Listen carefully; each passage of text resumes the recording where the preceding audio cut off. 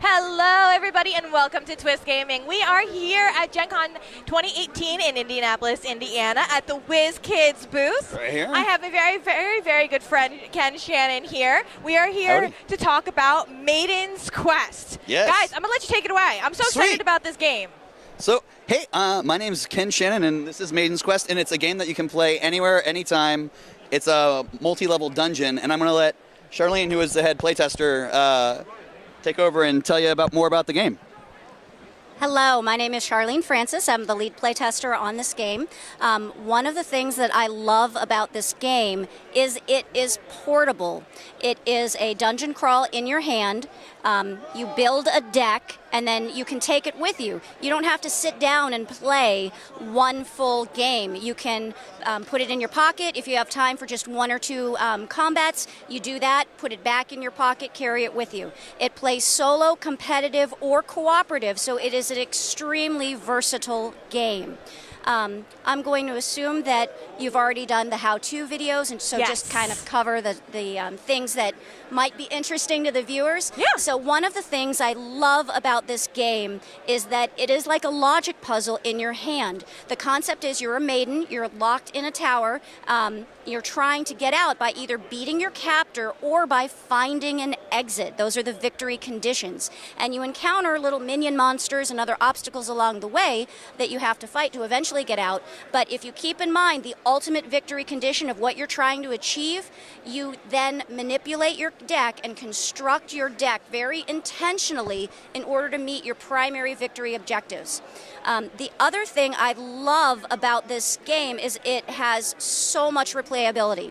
The way you construct your deck is you choose one maiden that's captured, you choose one captor, a bad guy that's locked her away.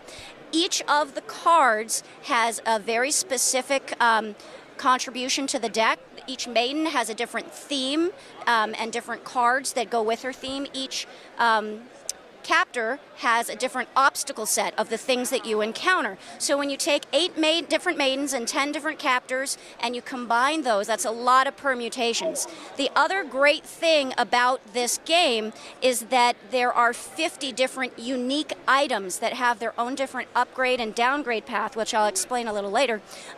So every time you construct your deck, it is something different. I mean, I'm sure there's an eventual end to the finite possibilities. Right. However, it feels immense. Completely new. Yes. So as I mentioned before, you're either trying to beat a captor or find your way out. One of the very interesting things about this game is the upgrade and downgrade mechanics. So like in regular drafting games, you have to have a box that you pick from, and that's not really portable. Once you've constructed your deck, you upgrade and downgrade by either rotating the cards to the more powerful side or to the less powerful side. That's how it plays portably. Now, downgrading is not always a bad thing. I think as gamers, sometimes we're conditioned. We always want to fight the monster. We always want to win. We always get the loot. But in this case, sometimes downgrading a card makes you more powerful. In this case, we've got a mace card that gives you 2 melee icons for fighting. But if I choose to downgrade it, it turns into a door. It turns into an exit, which is a new victory condition for the game. So if you don't want to fight your captor to get out, you just want to find a door, you can do that intentionally by downgrading this card, and now you've given yourself in a different victory condition. So it's really like a logic puzzle that you're trying to solve through manipulating the cards in your hand. I think that is a fantastic overview and hitting all the really cool points on it. One of the additional points, I just want to go back to how we talked about how it's cooperative, it's competitive, and you can play it solo. I think the brooch card is really one of the coolest aspects of this game. So I'm going to pass it to Ken to tell you more about this. Sure. Hi. So go ahead, as you were saying. I think that the brooch card is one of the one of the really cool elements of this game because it makes the game very social. Right, and that's kind of the idea. And actually, one neat thing that we just actually were discussing here at WizKids is at every con and conventions, even some of the local game shops, we'll have more cards like this. And how this works is when you go to interact with someone, after you finish, if you spin it, you can sign on the back side and make yourself more powerful for helping someone else. Right. So over time, you can actually just run around and you look for somebody who's playing too, and you go up.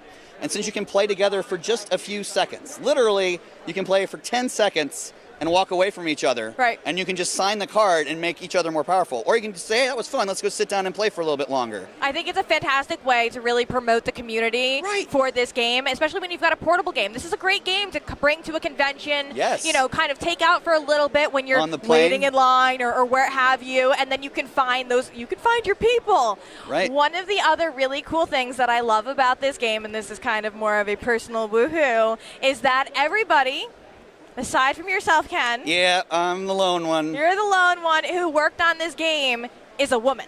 That's correct. Yeah, one of the things that we wanted to make sure of, now that might sound like it was just done to do, but it actually was, when you're making a game about maidens successfully achieving something, you want to empower them without making it seem overly bad, like overly against someone else, and at the same time you want all women to feel comfortable with the power. So we actually took a large, diverse ideology set of women and asked them all to kind of look over everything and make sure that everybody felt that it was comfortable, and it was all about specific empowerment. And of course, it's funny that the guy's saying this, but you asked. So like, the gist of it is like everyone from the graphic designer, the lead developer, the lead playtester, all the playtesters, everyone who looked over everything from the quotes to how to play it to the size of the cards to make sure they fit in their hands.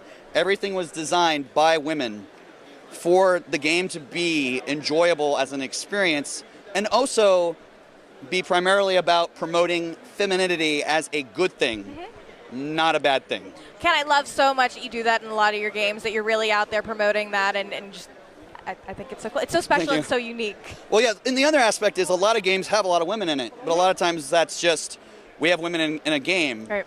The idea about this is a game about women. It's not just a token thing about it. It's actually a game about a classical situation. It's not overt. It is at its base a good game. Yeah. It's a dungeon crawl. Yes. But you're a maiden and you're wearing a dress. Yeah. You may never have known that everybody who worked on this game was a woman. You would just know that this is just a really good, high quality, attention to detail, enjoyable game. And I think that really is the point that I love to drive home about this. Yeah, I agree with you. Everyone on this set did a fantastic job, and and she's right. There's a tremendous amount here. There's even a legacy component where as you accomplish tasks, you can get more powerful treasures to make you more powerful against the harder bad guys. And then online, we have a solo campaign you can play through. Oh, that's cool. So as you play, you can, like, for example, the first one is you're in a cave, and one of the saviors, which are people who tried to help you, but you now save them instead of them saving you. One of them's a troll. Yeah. His brother is a bad guy. So at the start, his brother's captured you and put you in a cave. And the question is, there's Meh, which is like the savior who's failed troll, is outside, and he's like, hi, I like you. You're here to help us not smell and know how to be good at things. And then you have a choice. Do you befriend him? Do you get out of the cage and beat him up and take his stuff, like a classic D&D? Or do you, like, just really make everyone understand that you're in control and just make the situation like, Meh did not do well at in this meeting? And based on which one you do, it tells you how to set up your deck to play that story. So, like, for example, if you decide that Meh is your friend, you actually put Meh in your deck. Okay. And he'll stay with you as you go through the campaign.